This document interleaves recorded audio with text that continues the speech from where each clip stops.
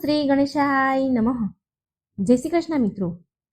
શુક્રવારના દિવસે મહાલક્ષ્મીની વ્રત કથા સાંભળવાનો ખૂબ જ મહિમા છે.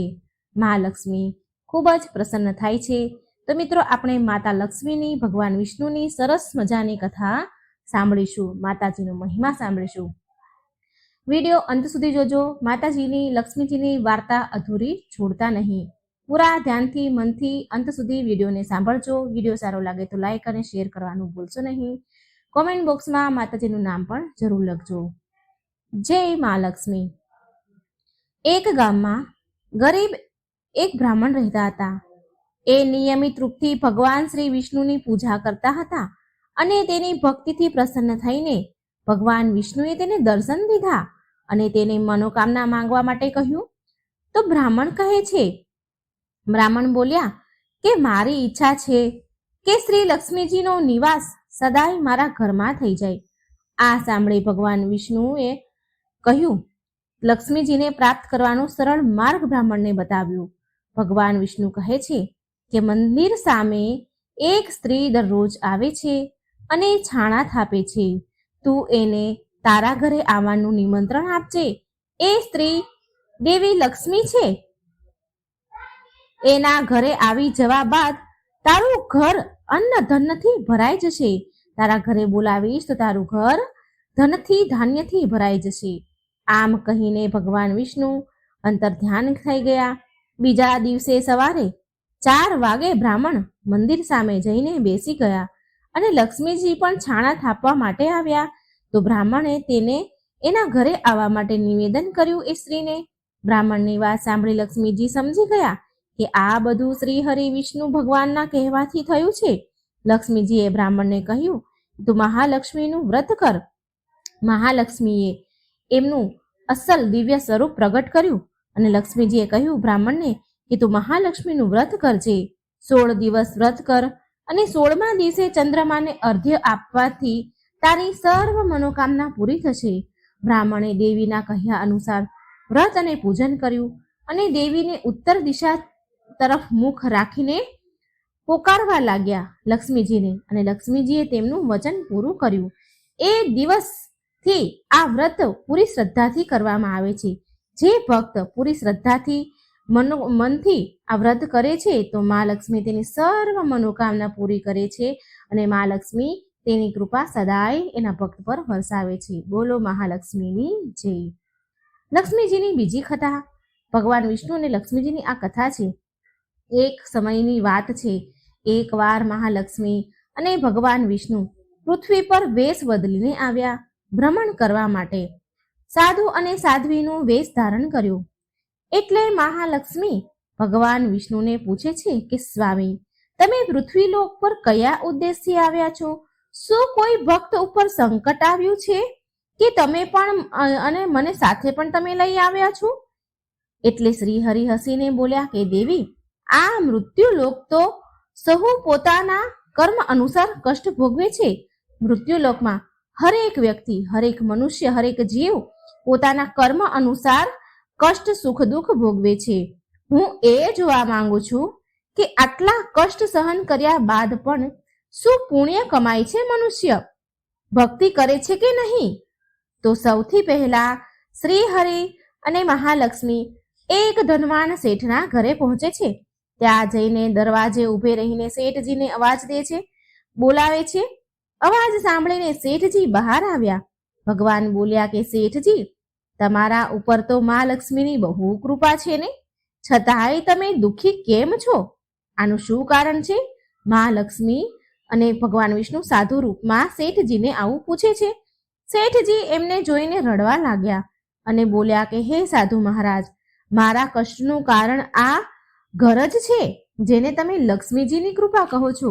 મારું બધું જ ધન મારા દીકરાઓ લઈ ગયા. મારા દીકરાઓએ લઈ લીધું અને મને અને મારી પત્નીને અહીં છોડીને ચાલ્યા ગયા.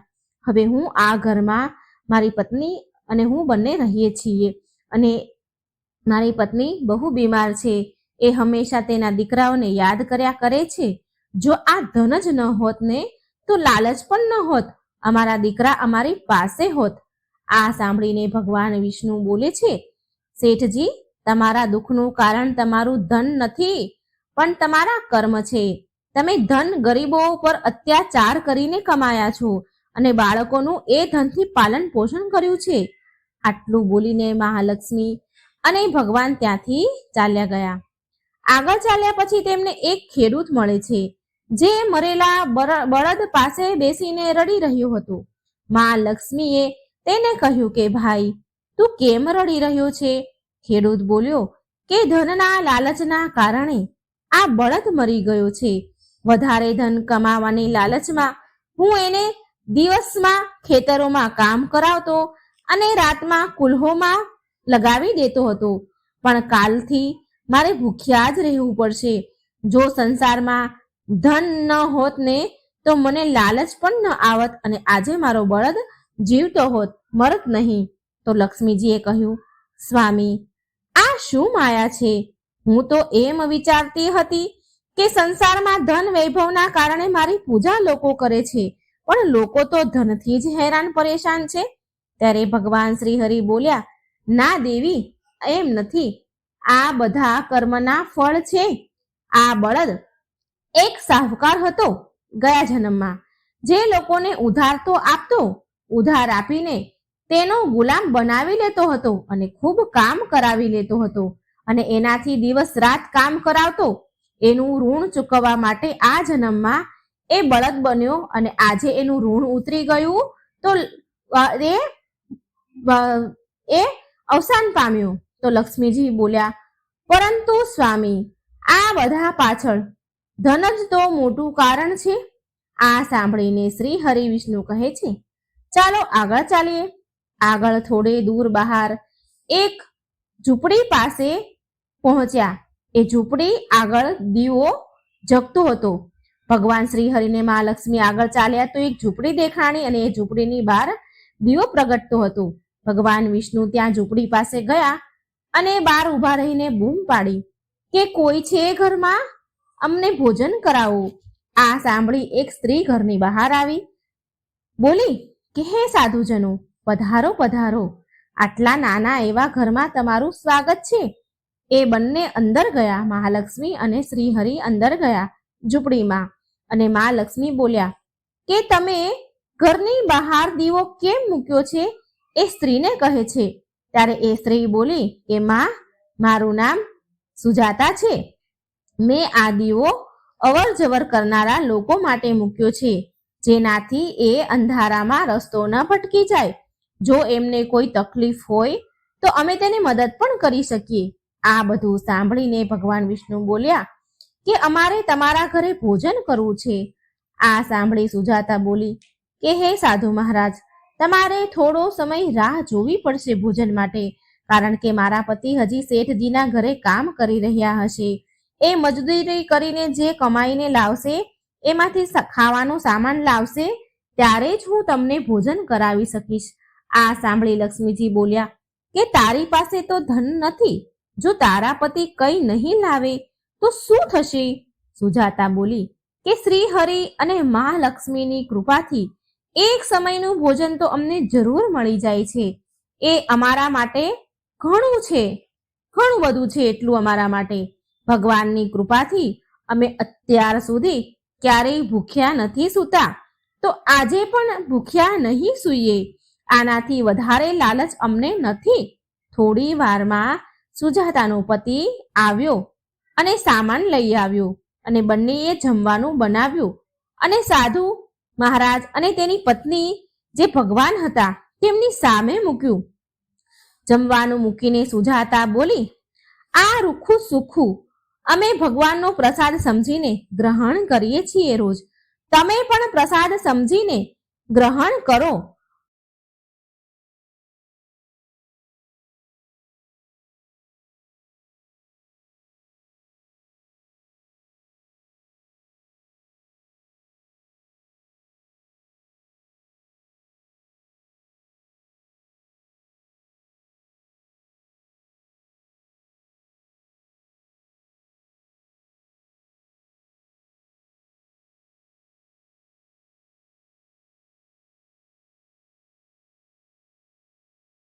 તમે પણ પ્રસાદ સમજીને જમો.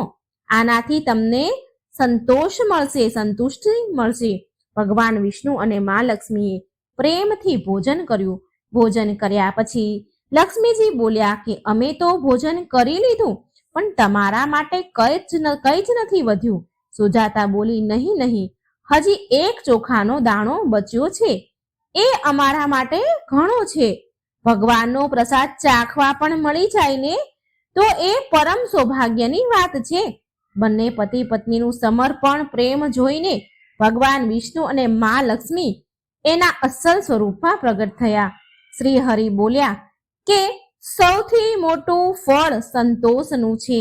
ધન બધા માટે જરૂરી છે, પરંતુ લાલચમાં ફસાયેલો માણસ એ ધનનું પણ સુખ નથી ભોગવી શકતો. તમે બંને આજે પોતે ભૂખ્યા રહીને અમને ભોજન કરાવ્યું છે. આજથી આ ઘરમાં અન્ન ધનના ભંડાર ભર્યા રહેશે. બંને પતિ પત્ની એના ચરણોમાં પડી ગયા અને બોલ્યા, ભગવાન, જો તમારે અમને કંઈક આપવું જ હોય તો તમારી ભક્તિ પ્રદાન કરો, તમારી ભક્તિ આપો. ભગવાન વિષ્ણુ અને મા લક્ષ્મીએ તેને આશીર્વાદ આપ્યા અને અંતર ધ્યાન થઈ ગયા. એ દિવસથી બંને પતિ પત્ની ભજન અને સત્સંગમાં બધો જ સમય વિતાવા લાગ્યા. બોલો જય શ્રી હરિ ભગવાન વિષ્ણુની જય, મહાલક્ષ્મીની જય.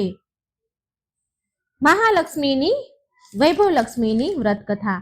એક સમયની વાત છે. એક શહેરમાં શીલા નામની સ્ત્રી એના પતિ સાથે રહેતી હતી. શીલા ઘણી ધાર્મિક સ્વભાવની હતી અને ભગવાનની કૃપાથી એને જે કંઈ પ્રાપ્ત થયું હતું એને એમાં ઘણો સંતોષ હતો. શહેરનું જીવન જરૂર જીવતી હતી શીલા, પણ શહેરના જીવનનો રંગ તેના પર હજી ચડ્યો ન હતો. ભજન, કીર્તન, ભક્તિભાવ અને પરોપકારનો ભાવ એનામાં હજી પણ હતો. એ એના પતિ અને તેની ગૃહસ્થીમાં ખુશ હતી. આડોશ પાડોશના લોકો તેના વખાણ પ્રશંસા કરતા હતા. જોતા જોતામાં સમય ઘણો બદલાયો, ઘણો વીત્યો અને તેનો પતિ કુસંગતનો શિકાર થઈ ગયો. એ અમીર બનવાનું સપનું જોવા લાગ્યો. વધારે ને વધારે ધન મેળવવાને લાલચમાં ખોટા રસ્તા પર ચાલી નીકળ્યો. જીવનના રસ્તા પર ભટકવાના કારણે તેની સ્થિતિ ભિખારી જેવી થઈ ગઈ. ખરાબ મિત્રો સાથે સંગત થઈ ગઈ. ખરાબ મિત્રો સાથે રહેવાથી તે દારૂ, જુગાર અને નશાવાળા પદાર્થોનું સેવન કરવા લાગ્યો. આ ખરાબ આદતોના કારણે તેને બધું જ ખોઈ દીધું. તે શીલા સાથે મારપીટ કરવા લાગ્યો. શીલાના ઘરેણા ગીરવે મૂકી દીધા. તેનું ઘર અને તેની આવી પરિસ્થિતિ જોઈ અને શીલા બહુ દુઃખી રહેવા લાગી. પરંતુ એ ભગવાન પર બહુ શ્રદ્ધા રાખતી હતી, ભગવાન પર વિશ્વાસ રાખવા વાળી હતી અને તેને ભગવાન પર બહુ વિશ્વાસ હતો. એક દિવસ બપોરના સમયમાં તેના ઘરના દરવાજે કોઈકે દરવાજો ખખડાવ્યો. એટલે શીલાએ દરવાજો ખોલ્યો તો સામે પાડોશના ડોશીમાં ઊભા હતા. માજીના ચહેરા ઉપર એક વિશેષ તેજ, પ્રેમ અને સ્નેહ હતો. એમના ચહેરા પર સ્નેહ છલકી રહ્યો હતો. દેવી જેવા દેખાતા હતા. શીલાએ માજીને ઘરની અંદર લાવી અને બેસવા માટે કહ્યું. માજી બોલ્યા, કેમ શીલા, મને ઓળખી નહીં તું? દર શુક્રવારે લક્ષ્મીજીના મંદિરે ભજન કીર્તન કરવા માટે તું આવતી હતી ને? એ સમયે ત્યાં હું આવું છું. છતાં પણ શીલા કઈ સમજી નહીં. પછી એ માજી બોલ્યા, શીલા, તું બહુ દિવસથી મંદિર કેમ નથી આવી? તો હું તને જોવા આવી છું. તને મેં બહુ દિવસથી મંદિરમાં જોઈ નહીં, તો હું તને જોવા આવી. માજીના અતિ પ્રેમ ભર્યા શબ્દથી શીલાનું હૃદય પીગળી ગયું. માજીના સરસ પ્રેમના વ્યવહારથી શીલાને ઘણી શાંતિ મળી અને શીલાએ તે માજીને તેના ઘરની પરિસ્થિતિની બધી જ વાત કરી, બધું સંભળાવ્યું. આ બધું સાંભળીને માજી બોલ્યા, મા લક્ષ્મી તો પ્રેમ અને કરુણાનો અવતાર છે. તેમના ભક્તો પર હંમેશા મમતા રાખે છે. માટે તું ધીરજ રાખ અને માતા લક્ષ્મીનું વ્રત કર. આનાથી બધું જ સારું થઈ જશે. શીલાના પૂછવા પર માજીએ તેને વ્રતની બધી જ વિધિ કહી. માજી બોલ્યા, બેટા, મા લક્ષ્મીનું આ વ્રત બહુ સરળ છે. આ વ્રતને વૈભવ લક્ષ્મી વ્રત કહેવાય છે. આ વ્રત કરવા વાળાની બધી જ મનોકામના પૂરી થાય છે અને એ સુખ સંપત્તિ અને તેને યશ પ્રાપ્ત થાય છે. તે દિવસે વ્રતનો સંકલ્પ કર્યો. શીલા આંખો બંધ કરીને બોલી તો આંખો ખોલી તો કોઈ સામે હતું નહીં. એ વિચારવા લાગી કે આ માજી ક્યાં ગયા. એ માજી બીજા કોઈ નહીં પણ સાક્ષાત માતા લક્ષ્મી હતા.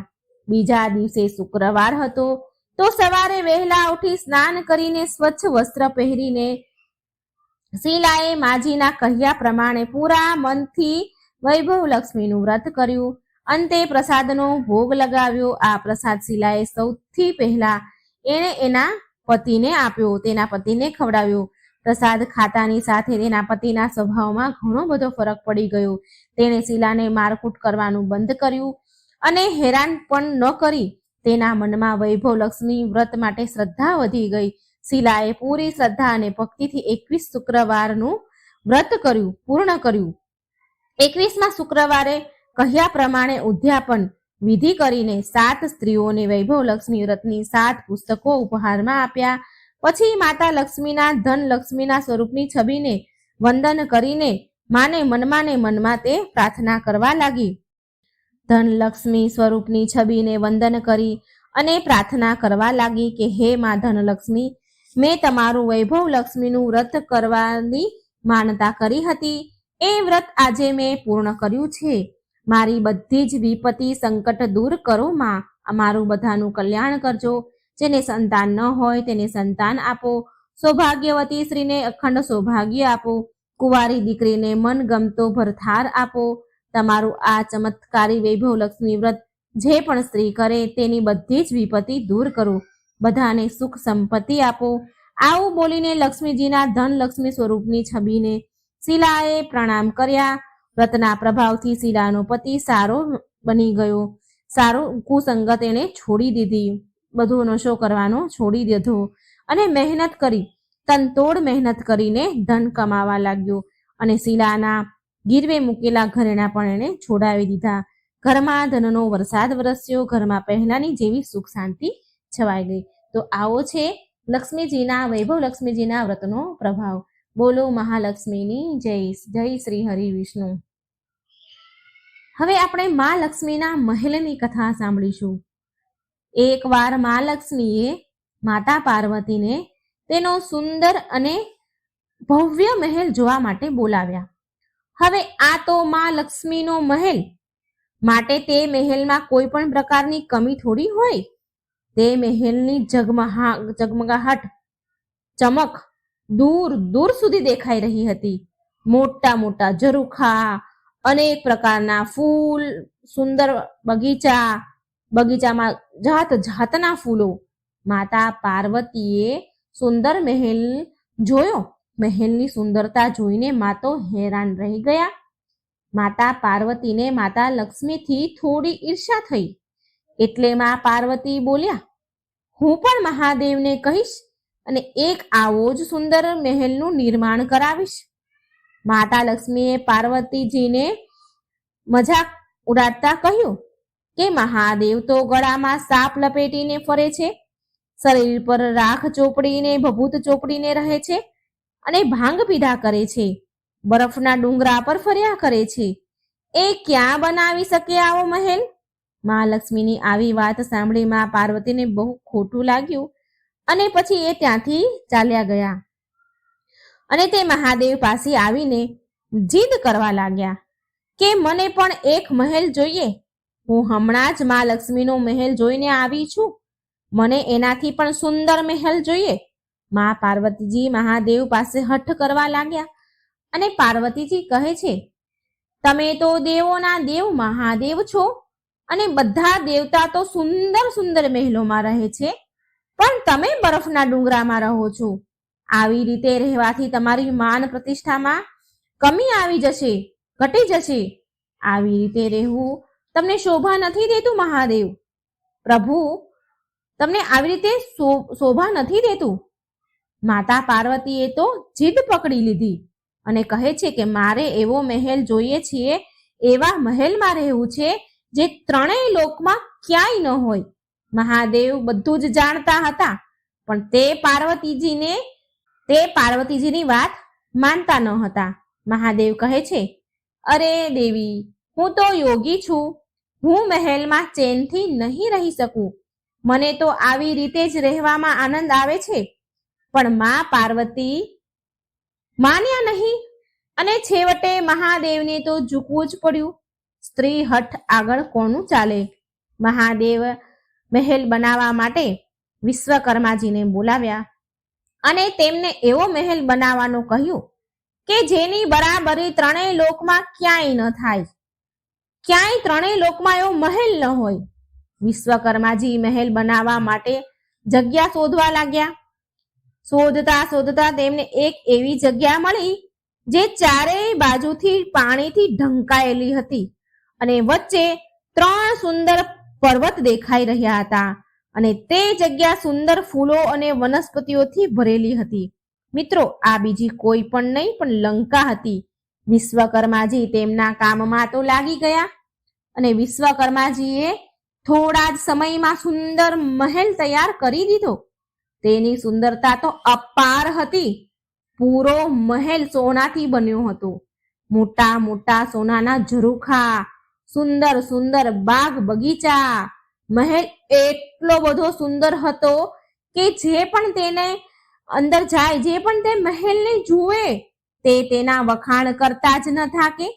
માતા પાર્વતીએ ગૃહ પ્રવેશનું મુહૂર્ત નીકાળ્યું. બધા દેવી દેવતાઓને બોલાવવામાં આવ્યા અને ગ્રહ પ્રવેશની પૂજા માટે તેમણે રાવણને બોલાવ્યો. કારણ કે રાવણ બહુ વિદ્વાન પંડિત હતો. રાવણે ગ્રહ પ્રવેશની પૂજા પૂરી વિધિ વિધાનથી કરાવી. પૂજા સમાપ્ત થયા પછી ભોળાનાથે રાવણને દક્ષિણા માંગવાનું કહ્યું અને રાવણના મનમાં પણ લાલચ આવી ગઈ અને આ રાવણ પણ તે સોનાના મહેલને જોતો જ રહી ગયો હતો. રાવણ બોલ્યો, મને તો દક્ષિણામાં આ મહેલ જ જોઈએ છે. પાર્વતીજી આ સાંભળીને બહુ દુઃખી થઈ ગયા અને સાથે તેમને બહુ જ ક્રોધ આવી રહ્યો હતો. મા પાર્વતી બોલ્યા, રાવણ, તે મને બહુ દુઃખી કરી છે. મેં કેટલી હઠ કરીને મહાદેવ પાસે આ મહેલ બનાવડાવ્યો અને તે આ મહેલ જ મારી પાસેથી માંગી લીધો. જે મારું અરમાન હતું, મારું સપનું હતું, મારી ઈચ્છા હતી, એ જ તે માંગી લીધું. મા પાર્વતી કહે છે, રાવણ, તું કઈ બીજું પણ માંગી શકતો હતો, પણ તે મહેલ માંગીને મારું સપનું તોડી નાખ્યું. માને બહુ ક્રોધ આવ્યો. બહુ ક્રોધમાં આવીને મા પાર્વતીજી રાવણને શ્રાપ આપે છે કે મહાદેવનો જ એક અંશ એક દિવસ આ મહેલને બાળીને રાખ કરી દેશે અને તેની સાથે જ તારા કુળનો પણ વિનાશ પ્રારંભ થઈ જશે. તે મા પાર્વતીનો જ શ્રાપ હતો, જેના કારણે ભગવાન શિવનો અવતાર હનુમાનજીએ લંકાને સળગાવી દીધી હતી. તો મિત્રો, આ હતી મહાલક્ષ્મી અને મા પાર્વતીની સરસ મજાની વાર્તા. તમને વિડીયો સારો લાગે તો લાઈક કરજો, શેર કરજો અને આ ચેનલને સબસ્ક્રાઈબ કરવાનું મિત્રો બિલકુલ ભૂલશો નહીં. મિત્રો, એક સમયની વાત છે. એક નગરમાં એક બ્રાહ્મણ અને બ્રાહ્મણી રહેતા હતા. બંને એક ઘરના મંદિરમાં મા લક્ષ્મી અને ગણપતિજીની સ્થાપના કરી હતી. બ્રાહ્મણ નિત્ય નિયમથી તેમની સેવા પૂજા કરતા હતા અને બ્રાહ્મણી ભોજન બનાવતા અને ભગવાનને ભોગ અર્પણ કરતા હતા, થાળ ધરાવતા હતા. બ્રાહ્મણના ઘરે બસ એક જ વાતની કમી હતી કે બંને પતિ પત્ની નાની નાની વાતોમાં ઝઘડ્યા કરે, નાની નાની વાતોમાં બહુ નોકઝોક કરે.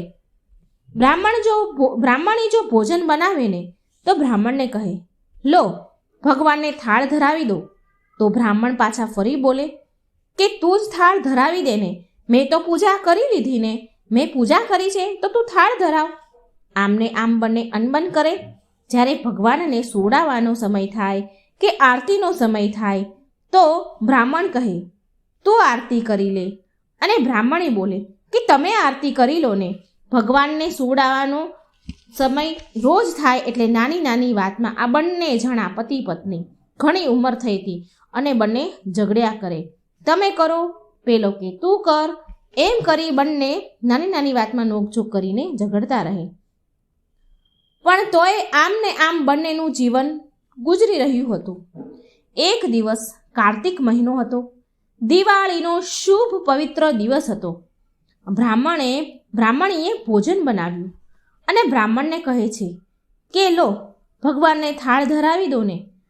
આ વખત ફરીથી બંનેમાં નોકઝોક થવા લાગી. ફરીથી બંને એકબીજા સામે તત કરવા લાગ્યા. પેલો કે તું ધરાવી દે, પેલી કે તમે ધરાવી દો. આમ કરી બંને થાળ ધરાવવાના બાબતે દિવાળીના દિવસે લડી રહ્યા હતા. એટલે ગણપતિજી અને મા લક્ષ્મી કહે છે, એકબીજા સાથે વાતો કરે છે કે આ બંને બ્રાહ્મણ અને બ્રાહ્મણી તો બહુ જ નાની નાની વાતોમાં લડ્યા કરે છે. આપણે કોઈ બીજા ઘરે જઈએ, અહીંયાથી ચાલ્યા જઈએ, બીજા ઘરે જઈને આસન ગ્રહણ કરીએ. આમ ગણપતિજી લક્ષ્મીજીને કહી રહ્યા હતા. એટલે આમ લક્ષ્મીજી અને ગણપતિજી બ્રાહ્મણના ઘર છોડી અને ચાલ્યા જાય છે.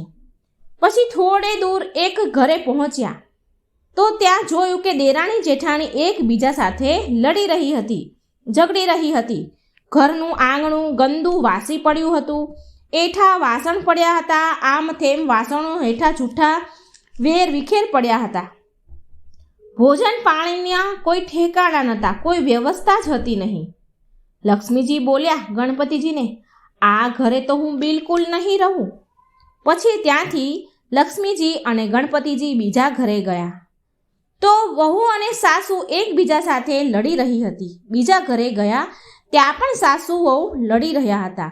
ત્યાં પણ ગંદા વાસણ, કચરો, કપડાં, વાસી બધું એમને એમ જ પડેલું હતું. ત્યાં પણ જમવાના, ખાવા પીવાના, ભોજન પાણીના કોઈ ઠેકાણા ન હતા. એટલે લક્ષ્મીજી અને ગણપતિજી ત્યાંથી પણ ચાલ્યા ગયા. લક્ષ્મીજી અને ગણપતિજી હવે આવ્યા ત્રીજા ઘરે. ત્રીજા ઘરે આવ્યા તો નણંદ ભાભી એકબીજા સાથે ઝઘડી રહી હતી. એટલે આ જોઈને ગણપતિજી અને લક્ષ્મીજી ત્યાંથી પણ ચાલ્યા ગયા. ચોથા ઘરે ગયા તો ત્યાં પણ ભાઈ સગા ભાઈ એકબીજા સાથે લડી રહ્યા હતા. મા લક્ષ્મી ત્યાં પણ ન રહ્યા. ત્યાં પણ ઝઘડો ચાલી રહ્યો તે ત્યાંથી મા લક્ષ્મી અને ગણપતિજી નિરાશ થઈ ગયા અને ત્યાંથી પણ ચાલ્યા ગયા. હવે આમ ને આમ જ્યાં પણ મા લક્ષ્મી અને ગણપતિજી બીજા અલગ અલગ ઘરે જાય તો ત્યાં કંઈ ને કંઈ ખરાબ જોવે, કંઈ ને કંઈ એમને ખરાબ જોવા મળતું હતું. તે ક્યાંય ન રોકાયા. પછી લક્ષ્મીજી બોલ્યા ગણપતિજીને કહે છે કે આપણને ફરતા ફરતા ઘણો સમય નીકળી ગયો. સાંજ પડી પણ ક્યાંય ભોજન પાણી ન મળ્યા. ચાલો બ્રાહ્મણના ઘરે પાછા જતા રહીએ. એ આપણને નોકઝોક કરીને પણ થાળ તો ધરાવે છે, સમયે સમયે પૂજા પાઠ તો કરે છે, સમયે સમયે આપણને ભોગ અર્પણ તો કરે છે. આમ વિચાર કરીને પાછા મા લક્ષ્મી અને ગણપતિજી બ્રાહ્મણીના ઘરે ગયા. દ્વાર પર આવીને ઊભા રહ્યા તો તેમના ઘરમાંથી પકવાનોની સુગંધ આવી રહી હતી, પણ તેમના દરવાજા બંધ હતા. એટલે મા લક્ષ્મીએ દરવાજો ખખડાવ્યો અને મા લક્ષ્મીએ સાદ પાડ્યો અને બોલ્યા કે હું લક્ષ્મીજી છું અને ગણપતિજી પણ છે. દ્વાર ખોલો, અમે તમારા ઘરે આવ્યા છીએ. એટલે અંદરથી પેલી બ્રાહ્મણી બોલી, હું દરવાજો નહીં ખોલું. તમે મારા ઘરેથી પહેલાં કેમ ચાલ્યા ગયા અને હવે પાછા કેમ આવ્યા છો? એટલે મા લક્ષ્મીએ ગણપતિજી બંને બોલ્યા કે બ્રાહ્મણી, હવે અમે નહીં પાછા જઈએ, તમારા ઘરે જ રહીશું. બ્રાહ્મણી બહુ ચતુર અને હોશિયાર હતી. બોલી કે હું તમારી વાત ન માનું. તમે ફરીથી મારા ઘરે ચાલ્યા જાઓ તો પહેલાં મને વચન આપો, તો જ હું તમને અંદર આવવા દઈશ, તો જ હું દ્વાર ખોલીશ. લક્ષ્મીજી બોલ્યા કે માંગ, તારે શું જોઈએ છે તું માંગી લે. એટલે બ્રાહ્મણી બોલી, અન્ન દો, ધન દો, દૂધ દહીં ભંડાર દો, પુત્રનું પાલન આપો, સોનાનો અખાડો આપો, કુળ વધુ આપો, હાથી ઘોડા આપો, લાવ લશ્કર આપો. 12 વર્ષની મારી કાયા થઈ જાય, 12 વર્ષની મારા પતિ બ્રાહ્મણની કાયા થઈ જાય. આવું વચન આપો તો હું દ્વાર ખોલું. લક્ષ્મીજી બોલ્યા કે જા બ્રાહ્મણી, મેં તને વરદાન આપ્યું, તને આ બધું જ મળશે. જે તે માંગ્યું એ બધું તને પ્રાપ્ત થશે. પછી બ્રાહ્મણીએ દરવાજા ખોલ્યા. ગણપતિજી અને લક્ષ્મીજી અંદર પ્રવેશ કરે છે અને બ્રાહ્મણીને મા લક્ષ્મી કહે છે, તે તો અમને છેતરી લીધા, પણ જા, તને બધું જ મળશે. પણ તારે એક વાતનું હંમેશા ધ્યાન રાખવું પડશે. યાદ રાખજો મિત્રો, સાંભળજો. અહીં મા લક્ષ્મીએ બ્રાહ્મણીને કહે છે કે એક વાતનું તારે હંમેશા ધ્યાન રાખવું પડશે કે આજના દિવસે એટલે કે દિવાળીની રાત્રે તારા આંગણામાં ચોક પૂરીને ચૌમુખી દીવો, એટલે 4 દિવસનો જે આપણે દીવો કરીએ છીએ, ચૌમુખી દીવો આખી રાત તારા આંગણામાં પ્રગટાવજે. હું તારી 7 પેઢી સુધી બિરાજમાન તારા ઘરમાં રહીશ. આટલું કહીને ગણપતિજી અને લક્ષ્મીજી બ્રાહ્મણના ઘરમાં પાછા મંદિરમાં બિરાજમાન થઈ ગયા અને તેમની કૃપાથી બ્રાહ્મણના ઘરે સુખ, સંપત્તિ, સમૃદ્ધિ આવી ગઈ. હે ગણપતિજી મહારાજ, હે માતા લક્ષ્મી, હે મહાલક્ષ્મી, જેવી કૃપા તમે એ બ્રાહ્મણ અને બ્રાહ્મણી પર કરી, એવી જ કૃપા આ કથા કહેનાર, સાંભળનાર અને હોકારો ભરનાર બધા જ પર તમે રાખજો. જય ગણપતિ દાદા, જય મા લક્ષ્મી. સરસ મજાની મા લક્ષ્મીની વાર્તા કહેવા જઈ રહી છું. આ વાર્તા જે કોઈ સાંભળશે તેના ઉપર મા લક્ષ્મી સદાય કૃપા બનાવી રાખશે. તો મિત્રો, આ લક્ષ્મીજીની પવિત્ર વાર્તા પૂરી ધ્યાનથી અંત સુધી સાંભળજો. આ એક ભક્તિભાવની વાર્તા છે અને આ વાર્તામાંથી એવું શીખવા મળે છે કે જો આપણે કોઈ પણ ભગવાનની પૂરી શ્રદ્ધાભાવથી આપણે એનું ભક્તિ કરીએ છીએ, પૂજા પાઠ કરીએ છીએ, તો ભગવાન તે પૂજા પાઠનું ફળ આપણને જરૂર આપે છે અને એ ક્યારેય નિષ્ફળ નથી જતું. આ વાર્તામાં એક છોકરી છે, નાદાન છે, જે માની ભક્તિ કરે છે, તો એને શું ફળ મળે છે તે આ પવિત્ર વિડીયોમાં તમે સાંભળજો. એક સમયની વાત છે. એક શહેરમાં એક બહુ જ ઈમાનદાર અને ગરીબ વ્યાપારી માણસ રહેતો હતો.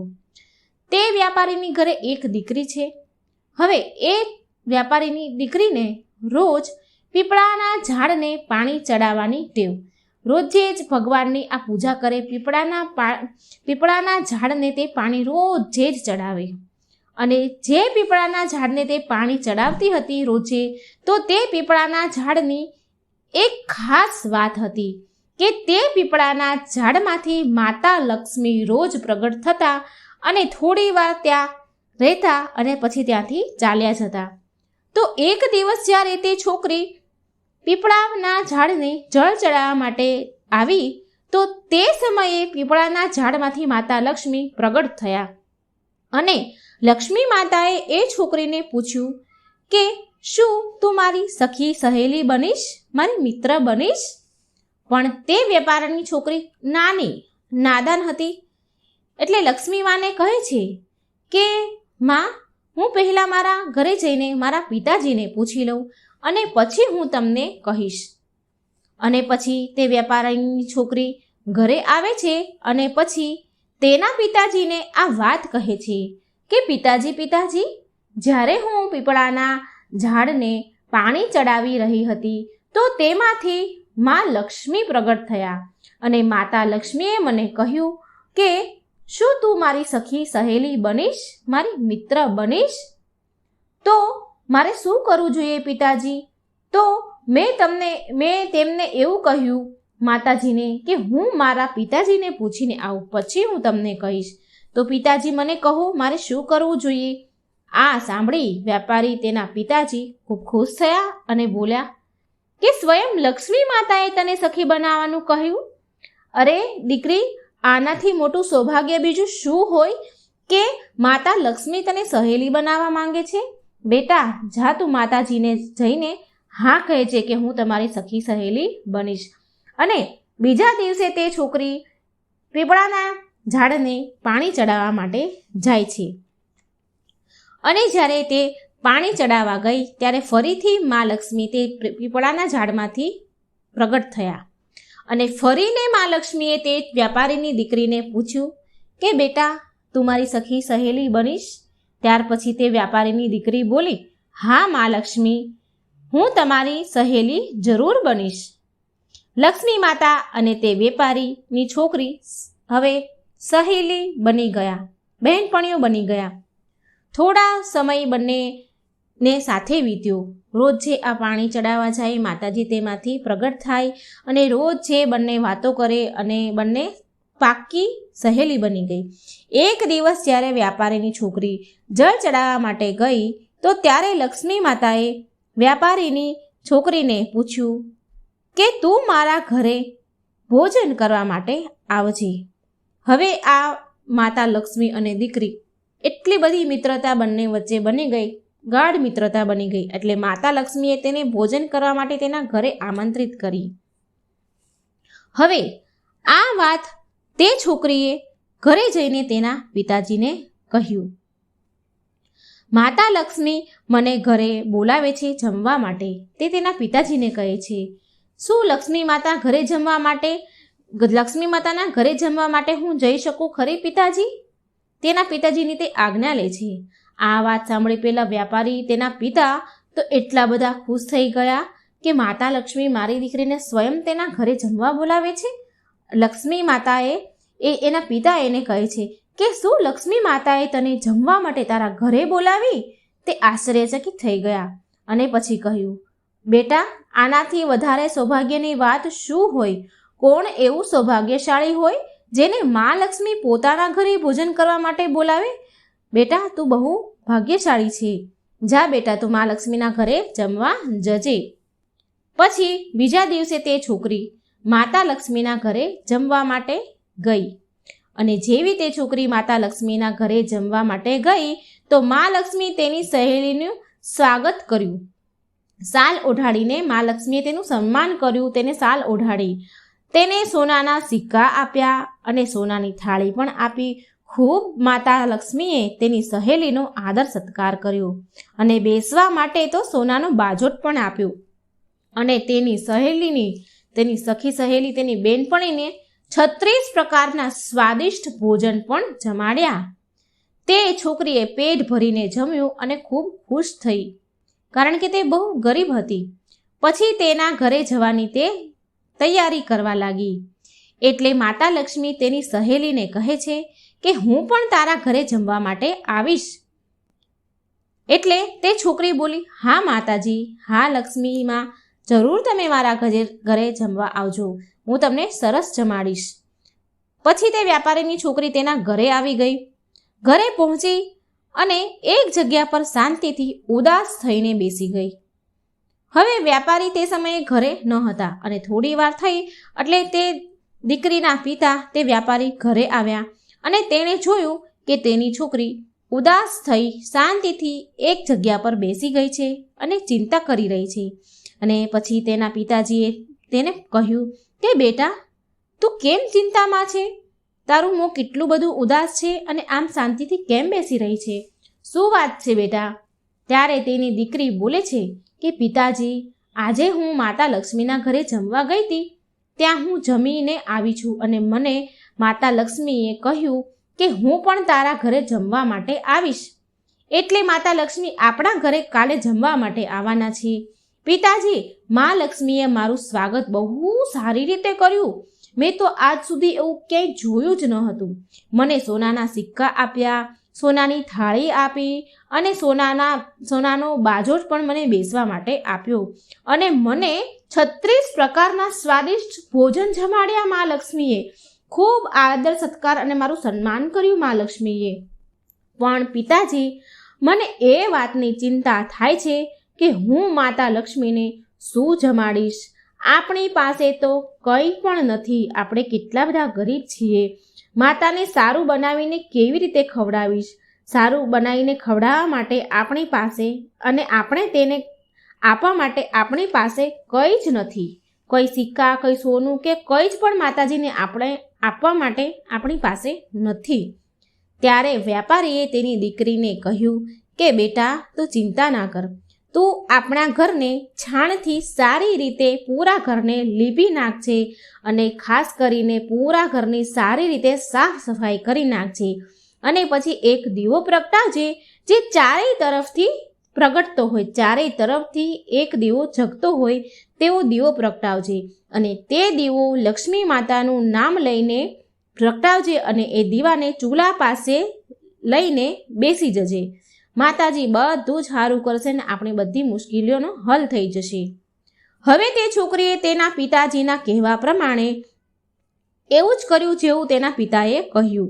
તે છોકરીએ પૂરા ઘરની સરસ સાફ સફાઈ કરી, પૂરા ઘરને છાણથી લીપી દીધું અને દીવો પ્રગટાવ્યો અને માતા લક્ષ્મીના નામનો દીવો હાથમાં લઈ અને એક હાથમાં લાડવો લઈ અને રસોઈના ચૂલા પાસે બેસી ગઈ. ચૂલો બહાર આંગણામાં ફળિયામાં હતો એટલે એ દીવો લઈ અને તે ચૂલા પાસે બેસી ગઈ. બન્યું એવું કે ત્યારે અચાનક એક જગ્યા પર એક રાણી નદી પાસે સ્નાન કરી રહી હતી. તેણે તેના ઘરેણાં નદીના કિનારે મૂક્યા અને તે નદીમાં નહાવા માટે સ્નાન કરવા માટે ચાલી ગઈ. તો ત્યાં જે સોનાનો હાર હતો તે બહુ કિંમતી હતો. તે હારને ત્યાંથી એક ચીલે ઉઠાવી લીધો અને તે હાર ઉઠાવીને મોંમાં લઈને જઈ રહ્યો હતો. જ્યારે તે ચીલ હાર લઈને ઉડી રહ્યો હતો તો તેની નજર આ વ્યાપારીની છોકરી પર પડી અને તેના હાથમાં એક લાડવો હતો. ચીલ ભૂખ્યો હતો એટલે તે ચીલ હાર ત્યાં નીચે મૂકી અને છોકરીના હાથમાંથી લાડવો છીનવીને લઈ ગયો અને ઉડી ગયો. વ્યાપારીની છોકરી સોનાનો હાર જોઈને તે બહુ પ્રસન્ન થઈ ગઈ અને તે હાર લઈને તે છોકરી બજારમાં ગઈ. બજારમાં જઈ એક સોનાની દુકાનમાં ગઈ અને સોનીને તે સોનાનો હાર આપ્યો અને સોનીએ તે હારના બદલામાં પૈસા આપ્યા તે છોકરીને. હવે તે છોકરીએ તે પૈસાથી 36 પ્રકારના ભોજન બનાવી શકે અને તે પૈસાથી તે છોકરીએ સોનાના સિક્કા અને સોનાની થાળી ખરીદી લીધી મા લક્ષ્મીને આપવા માટે. અને આ બધું જ લઈને તે પાછી તેના ઘરે આવી ગઈ. ઘરે આવીને તેણે મા લક્ષ્મી માટે સરસ મજાના સ્વાદિષ્ટ 36 પ્રકારના ભોજન બનાવ્યા. વ્યાપારીની છોકરીએ પછી ગણપતિ દાદાને બોલાવ્યા અને કહ્યું કે તમે મા લક્ષ્મીને લઈને આવો. બધી જ તૈયારી થઈ ગઈ છે. મેં સરસ મજાનું જમવાનું પણ બનાવી દીધું છે. પછી ગણપતિ દાદા માતા લક્ષ્મીને લેવા ગયા અને લઈને પછી તેમના ઘરે આવ્યા. પછી એ છોકરીએ, વ્યાપારીની દીકરીએ માતા લક્ષ્મીનું બહુ જ સારી રીતે સ્વાગત કર્યું. સાચા હૃદયથી ભાવથી તેણે માતાનું સ્વાગત કર્યું અને માતા લક્ષ્મીને બેસવા માટે સોનાનો બાજોટ પણ આપ્યો. અને તે છોકરી બોલી, મારા પ્રિય મા લક્ષ્મી, મારા સહેલી, તમે આ બાજોટ પર બેસો. માતા લક્ષ્મીએ તેની સહેલીને કહ્યું કે હું આજ સુધી કોઈના પણ ઘરમાં બાજોટ ઉપર નથી બેઠી. તે છોકરીએ જીદ કરી અને બોલી કે તમારે આજે તો મારા ઘરે બાજોટ પર બેસવું જ પડશે. માતા લક્ષ્મી તેની સહેલીની વાત માને છે અને બાજોટ પર બેસી ગયા. અને પછી વ્યાપારીની છોકરીએ માતા લક્ષ્મીને 36 જાતના સ્વાદિષ્ટ ભોજન જમાડ્યા. અને જેવી રીતે માતા લક્ષ્મીએ તેના ઘરે તેનું સ્વાગત કર્યું હતું તેવી જ રીતે એ છોકરીએ માતા લક્ષ્મીનું સ્વાગત કર્યું. અને જેવું મા લક્ષ્મીએ સ્વાદિષ્ટ ભોજન 36 પ્રકારના ભોજન જમાડ્યા હતા, ઠીક એવી જ રીતે આ છોકરીએ પણ, માતા લક્ષ્મીની સહેલીએ પણ માતાજીને 36 પ્રકારના સ્વાદિષ્ટ ભોજન જમાડ્યા. અને જેવું માતા લક્ષ્મીએ કર્યું એવું જ તે છોકરીએ પણ કર્યું. આ બધું જોઈ, આવી શ્રદ્ધા, ભક્તિ, વિશ્વાસ જોઈ, મન સાફ હૃદય જોઈ મા લક્ષ્મી તેની સહેલીથી ખૂબ ખુશ થયા, ખૂબ પ્રસન્ન થયા અને તેની સહેલીને બહુ બધું ધન દોલત આપી, જેનાથી તે વ્યાપારી અને તે છોકરીની ગરીબી દૂર થઈ ગઈ. તે લોકોએ તેનું જીવન ખૂબ ખુશીથી વિતાવ્યું. તો મિત્રો, આ હતી લક્ષ્મીમાની વાર્તા. અને આ કહાનીમાંથી આપણને એવો બોધ મળે છે કે જો સાચા મનથી અને સાચા હૃદયથી ભગવાનની પૂજા પાઠ કરવામાં આવે તો એ પૂજા પાઠ ક્યારેય નિષ્ફળ નથી થતા. ભોળા મન અને નિસ્વાર્થ ભાવથી કરેલી ભક્તિ ક્યારેય વ્યર્થ નથી જતી. ભગવાન હંમેશા આપણી સાથે જ હોય છે, પણ આપણે તેને જોઈ નથી શકતા. સારા હૃદયથી યાદ કરો અને ભક્તિ કરો તો તે હર એક ક્ષણ આપણી સાથે જ છે. તો મિત્રો, હું આશા રાખું છું કે મારી આ વાર્તા તમને સારી લાગી હશે. આ લક્ષ્મી માતાની વાર્તા સાંભળવાથી મા લક્ષ્મીની કૃપા સદાય આપણી ઉપર રહે છે. મારી ભગવાનને પ્રાર્થના છે, મા લક્ષ્મીને પ્રાર્થના છે કે આ વાર્તા સાંભળનારા મારા વાલા મિત્રોનું ઘર હંમેશા ખુશીઓથી મહેકતું રહે. જય લક્ષ્મી માં. જય શ્રી કૃષ્ણ. રાધે રાધે. Thank you.